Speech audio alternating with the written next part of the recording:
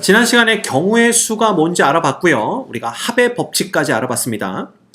이번 시간에는 곱의 법칙에 대한 얘기를 해보려고 해요. 자, 곱의 법칙은 뭐냐 하면요. 두 사건 A, B에 대하여 사건 A가 일어나는 경우의 수가 M이고, 자, 그 다음 중요한 부분이 나옵니다. 그 M가지의 각각 경우에 대하여 사건 B가 일어나는 경우의 수가 N이면 이런 경우를 얘기합니다.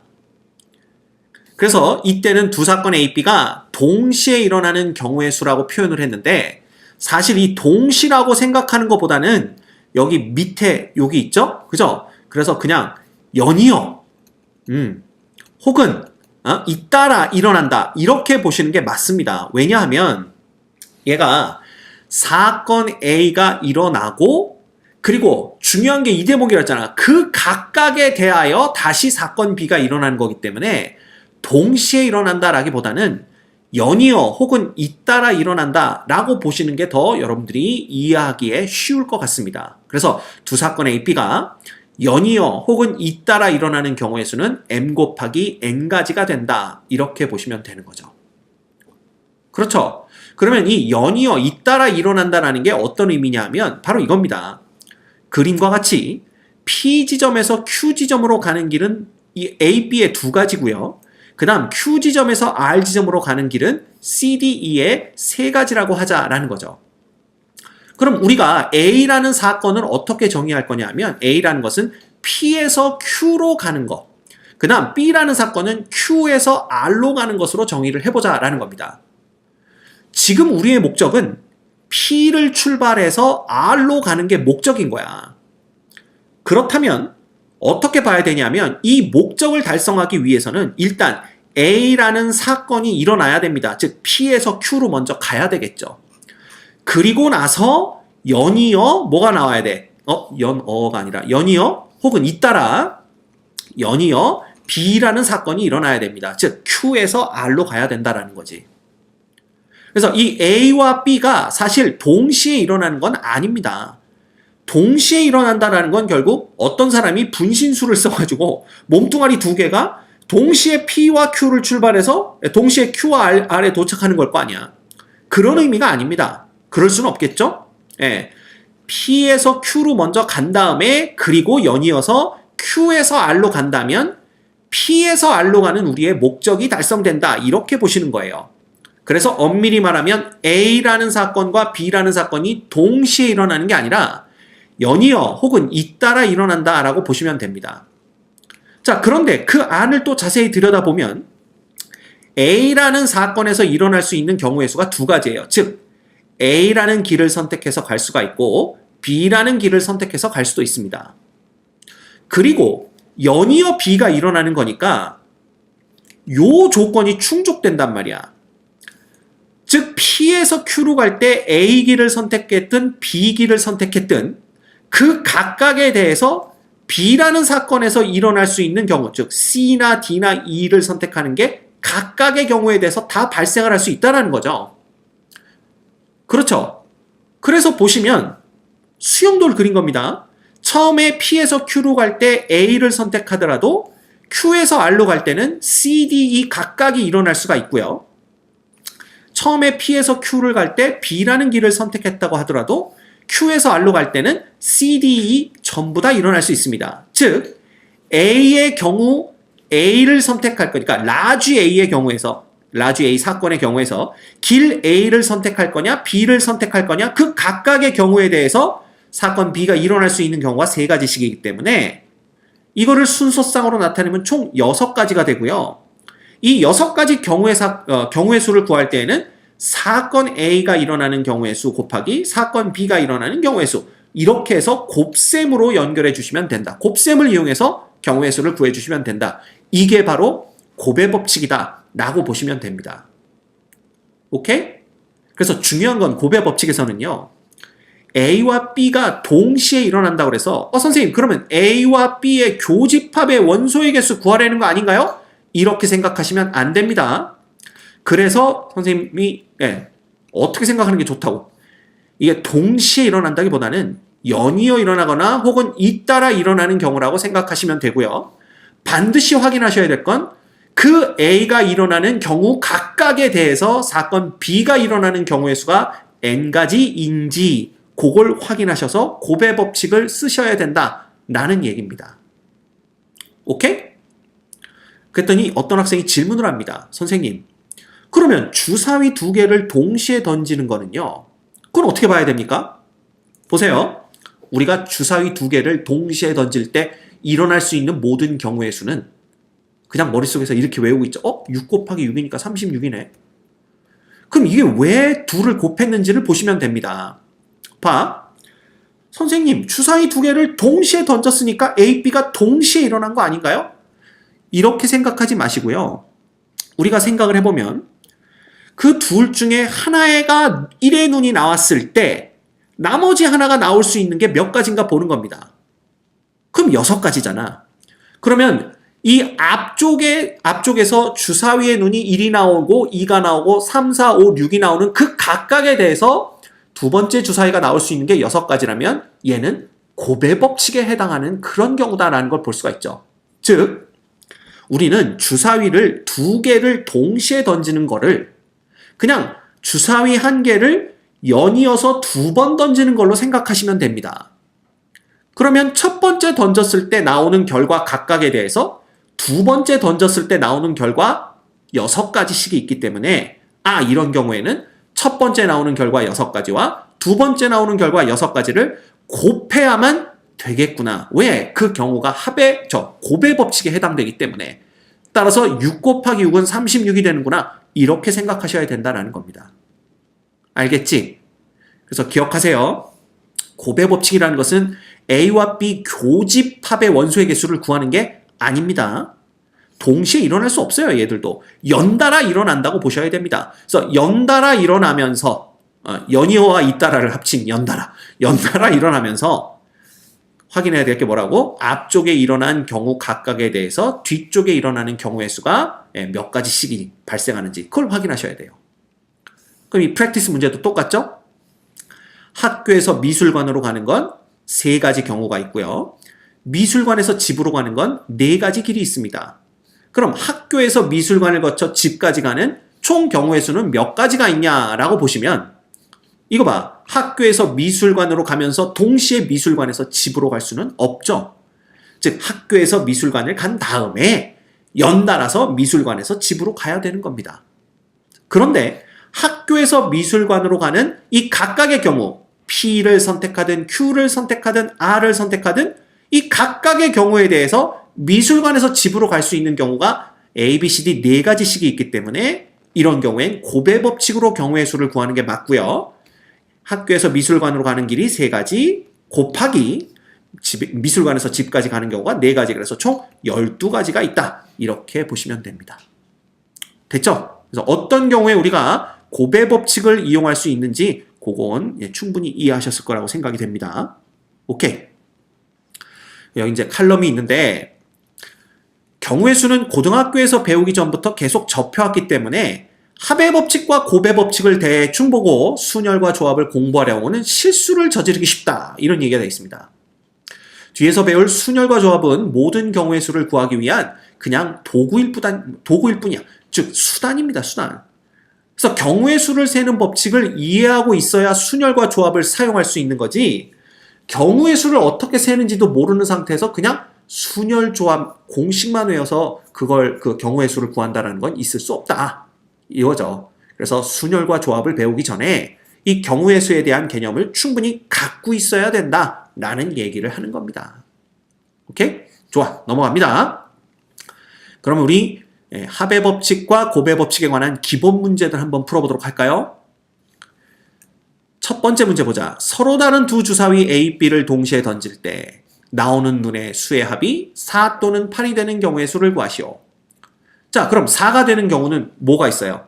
우리가 4가 되는 경우를 우리가 사건 A라고 해본다면 얘는 1, 3, 2, 2, 그 다음 뭐가 있습니까? 3, 1 이렇게 있겠죠. 됐지? 그 다음에 8이 되는 경우를 우리가 사건을 B라고 한다면 이때는 뭐가 있냐 하면 1, 7 안 됩니다. 주사위의 눈은 6가지밖에 없기 때문에 그래서 2, 6, 그 다음에 3 얼마가 되죠? 5, 그 다음에 4, 4, 5, 3, 다음에 6이 이렇게 5가지가 있습니다. 자, 중요한 건 26과 6이 따로 봐야 되죠. 35와 53 따로 봐야 됩니다. 그래서 이 문제는 서로 다른 주사위라고 했기 때문에 자연스럽게 13과 31이 다르다라는 걸 우리가 알 수 있겠죠. 근데 문제가 혹시 그냥 주사위 2개를 이렇게 했다고 하더라도 A, B는 다른 개체로 보셔야 됩니다. 오케이? 그러면 A 또는 B니까 이거잖아요. 또는이면 합집합의 원소의 개수를 구하는 거야. 합의 법칙을 써야 되는 경우고요. 이 A와 B의 교집합이 공집합이죠. 겹치는 놈이 없습니다. 따라서 이 경우에는 각각의 원소의 수, 즉 사건 A가 일어나는 경우의 수 더하기 사건 B가 일어나는 경우의 수를 더해주기만 하면 됩니다. 합의 법칙이죠. 그래서 3 플러스 5 해서 8 이렇게 우리가 볼 수가 있습니다. 됐지? 어렵지 않습니다. 그 다음 의미 아닌 정수 xy에 대해서 x 플러스 y가 4보다 작거나 같다를 만족시키는 순서상 xy의 개수를 구하세요. 그랬네요. 그러면 사실 의미 아닌 정수니까 의미 아닌 정수를 더했을 때는 당연히 0보다 크거나 같겠죠. 그래서 이 합이 0이 되는 경우, 그 다음 1이 되는 경우, 2가 되는 경우, 3이 되는 경우, 4가 되는 경우로 나누어서 보시면 됩니다. 근데 0이 되는 경우는 그냥 x와 y의 순서상으로 쓰면 0, 0밖에 없고요. 얘는 1, 0이거나 0, 1밖에 없으며 2가 되는 경우는 0, 2, 그 다음에 뭐가 됩니까? 다 쓰는 거야. 2, 0, 그 다음에 1, 1 이렇게 있고요. 그 다음에 3이 되는 경우는 3, 0, 2, 1, 1, 2, 그 다음에 뭐가 되는 거야? 0, 3 이렇게 되는 거죠. 그 다음 4가 되는 경우는 뭐가 있어요? 0, 4 뭐 하고 있는 거죠 지금? 1, 3, 2, 2, 3, 1, 그 다음에 4, 0 이렇게 있는 거니까 우리가 요렇게 각각에 대해서 구할 수가 있는데 이 각각을 그냥 0이 되는 사건, 1이 되는 사건, 2가 되는 사건, 3이 되는 사건, 4가 되는 사건이라고 본다면 이들 각각의 교집합은 어떻게 2개를 보고 어떻게 3개를 묶더라도 겹치는 놈이 하나도 없다라는 걸 볼 수가 있습니다. 따라서 얘는 동시에 일어날 수 없는 거죠. 이 각각의 사건들이 결국 합의 법칙이 되고요. 그냥 각각의 경우의 수를 싹 다 더해주시면 됩니다. 그래서 1 더하기 2 더하기 3 더하기 4 더하기 5 이렇게 되니까 다 더하면 15개 있다 이렇게 보시면 돼요. 됐죠? 오케이. 3번 두 자리 자연수 중에서 각 자리 숫자의 합이 5의 배수인 자연수의 개수를 구하여라. 이게 문제입니다. 그럼 두 자리 자연수라니까 그냥 요게 이렇게 두 자리만 보면 되고요. 얘네들이 5의 배수가 된다 그랬으니까 그냥 10의 자리에 오는 수를 x, 1의 자리에 오는 수를 y라고 본다면 각 자리 숫자의 합이라는 건 x 플러스 y를 얘기하는 거고요. 얘가 그냥 5의 배수가 되는 걸 보시면 됩니다. 그치? 그런데 x 플러스 y는 이 x, y는 각 자리의 숫자이기 때문에 아무리 커도 얼마예요? 9까지 밖에 안 갔죠? 그래서 이렇게 되는 거고요. 아무리 작아도 얼마야? 이게 이렇게는 돼야 되는 거 보이십니까? 왜? 두 자리 자연수라고 그랬으니까 x는 0이 되면 안 됩니다. 그래서 x는 1 이상이고요. 뭐 y는 0이 돼도 되니까 즉 x 플러스 y는 1부터 18까지 사이에서만 생각할 수 있다. 이렇게 보시면 돼요. 근데 이 x 플러스 y가 5의 배수가 되는 거니까 결국은 x 플러스 y가 5 되는 경우, 그 다음 10 되는 경우, 그 다음 15 되는 경우 세 가지만 생각하시면 된다라는 겁니다. 그치? 근데 이 5가 되는 경우는 자 14, 그 다음에 23, 32, 41 이렇게 네 가지가 있고요. 그죠? 잠깐만 50도 있군요. 예, 큰일 날 뻔했다. 50 그래서 5가지가 있고요. 10이 되는 경우는 19, 그 다음에 28, 37, 64, 55, 그 다음에 얼마입니까? 46 이렇게 되나? 1, 2, 3 갑자기 왜 64가 됐어? 뭔가 이상하다 그랬습니다. 여기가 46이 되는 거죠. 그 다음에 55, 그 다음에 여기가 64 이렇게 보시면 됩니다. 정신없다. 그 다음 73, 82, 91 이렇게 있는 겁니다. 그래서 총 몇 개가 있어? 91에 또 있나? 그 10이 되는 경우가 없죠. 그래서 여기는 9개가 있게 됩니다. 그 다음 15가 되는 경우는 언제부터 가능해요? 69부터 가능하네요. 왜냐하면 5까지는 안 됩니다. 그러면 이 자리가 10을 넘어가기 때문에. 그지? 그 다음에 78, 87, 96 해서 4가지가 있는 걸 볼 수가 있겠네요. 결국은 5개 더하기 9개 더하기 4개 이렇게 돼서 총 18개가 있다. 이렇게 보시면 됩니다. 이런 것들 전부 합의 법칙으로 풀 수 있는 문제들이죠. 됐죠? 그 다음 두 도시 PQ 사이에는 2개의 기차 노선, 7개의 버스 노선이 있습니다. P 도시에서 출발하여 Q 도시에 들렀다가 다시 P 도시로 오려고 한다. P 도시에서 Q 도시로 갈 때는 버스를 이용하고요. Q 도시에서 P 도시로 돌아올 때는 기차를 이용합니다. 자, 그러면 P에서 Q로 갈 때는 버스를 타고 간다 그랬으니까 어디 있어요? 7개의 버스 노선이 있다고 그랬죠? 그래서 7가지가 가능합니다.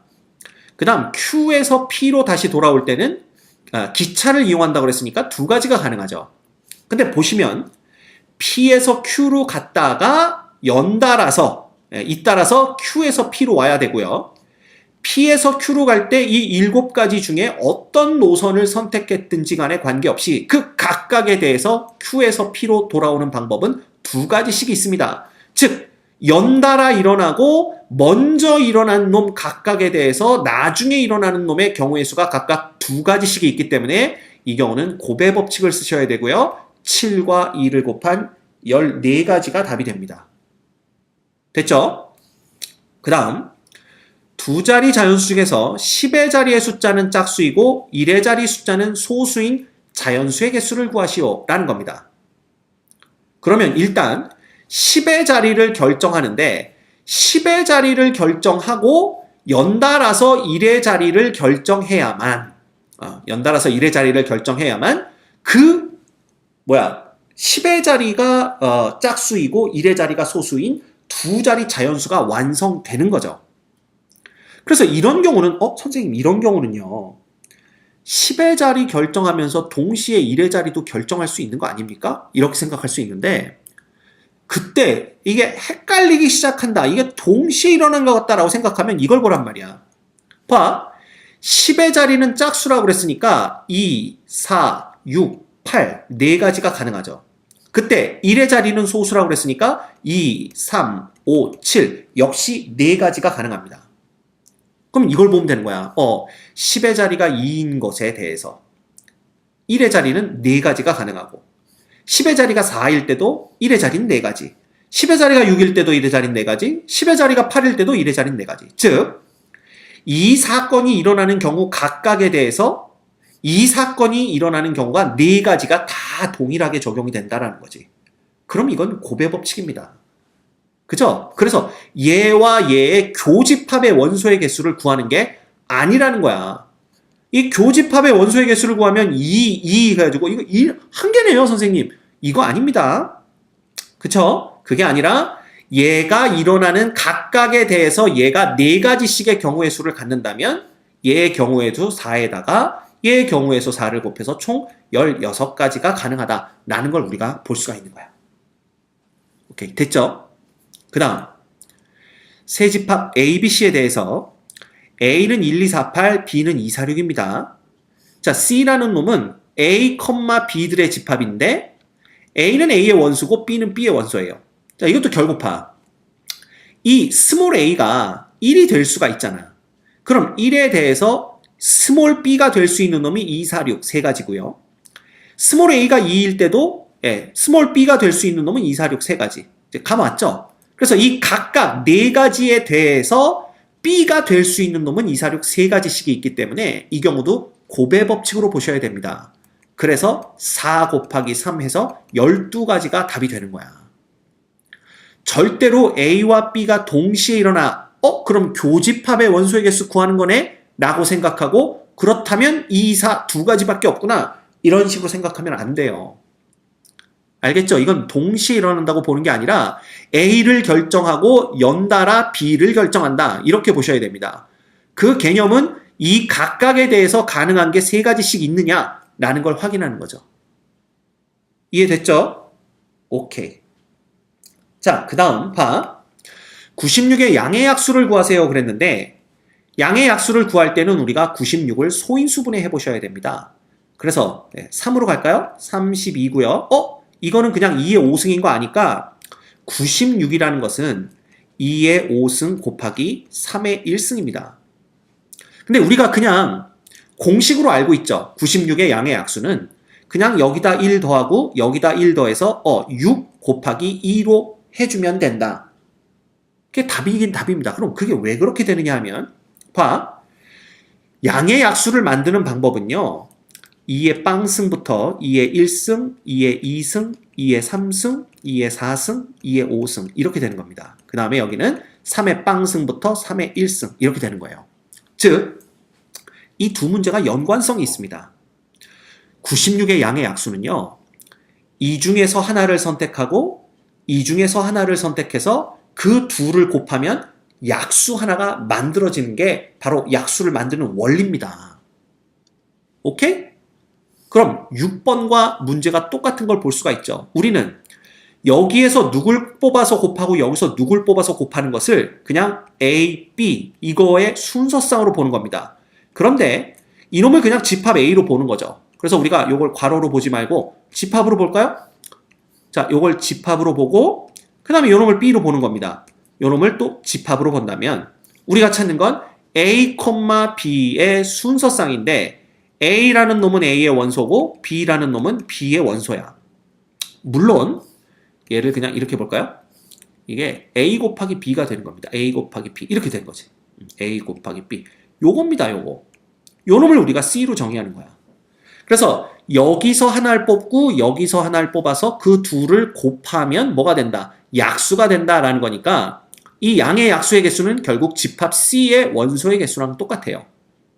게다가 우리가 이걸 소인수분해한 다음에 거듭 제곱별로 하나씩 써줬기 때문에 여기서 하나 뽑고 여기서 하나 뽑한 그 결과가 같아지는 경우는 발생하지 않습니다. 무슨 얘기인지 알겠죠? 그러니까 여기서 서로 다른 두 놈을 뽑아서 곱했는데 그 결과가 같아지는 경우는 발생하지 않는다는 거야. 그래서 결국 C의 원소의 개수가 96의 양의 약수의 원소의 개수와 똑같은 거죠. 양의 약수의 개수와 똑같은 거죠. 그럼 왜 여기다가 1씩 더했는지 이해 가시죠? 이게 왜 그래? 우리가 2의 빵승부터 보기 때문에 나열할 수 있는 게 5개가 아니라 6개이기 때문에 그렇습니다. A의 원소의 개수가.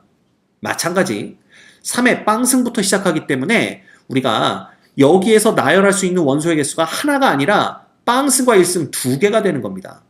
그래서 플러스 1씩을 해주고 여기서 선택한 원소 하나에 대해서 이 B에서 고를 수 있는 원소가 계속해서 2가지씩이기 때문에 이건 곱의 법칙이 적용돼야 되고요. 결국은 원소의 개수 곱하기 원소의 개수 이렇게 해서 12개가 답이 된다라는 겁니다.